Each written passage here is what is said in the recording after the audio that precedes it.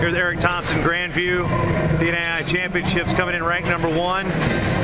Kind of maybe what you expected after getting your first action national duels and pinning the #1 guy in the country. Now you've been the top dog.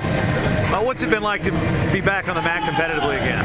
It's exciting. I mean, anytime you get to wrestle against tough competition and you're out here with the team that you enjoy being on and you enjoy the guys that you're around, it's a good time, man. Just training. What was the big adjustment, you know, coming from a program in Iowa State, being one of the top ranked wrestlers in the country coming out of high school, to now wrestling in NAI? Did you have to have, was it a gut check, or did you just have to say, all right, it's wrestling's wrestling, I got to go through it? Pretty much. I mean, for me, it was the toughest thing was being a star in high school and then going to where I really wasn't anymore. That was hard for me to deal with, but I think wrestling is wrestling, and I think we have a lot of guys on our team, including myself, that can compete with all guys of all different, like from Division I all the way down to Division III. I mean, wrestling is wrestling. That's all there is to it. What's it been like for you to get back on the mat? Obviously, high level in high school. You know, you've got some pretty good lineage there with some family members that know a little bit about wrestling at heavyweight. But what's it been like for you to get back on the mat from a personal standpoint?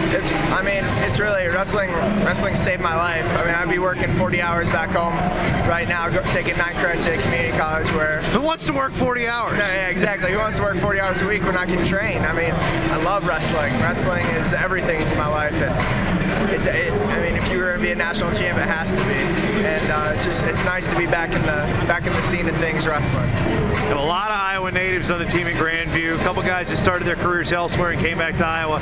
The championships are here in Iowa.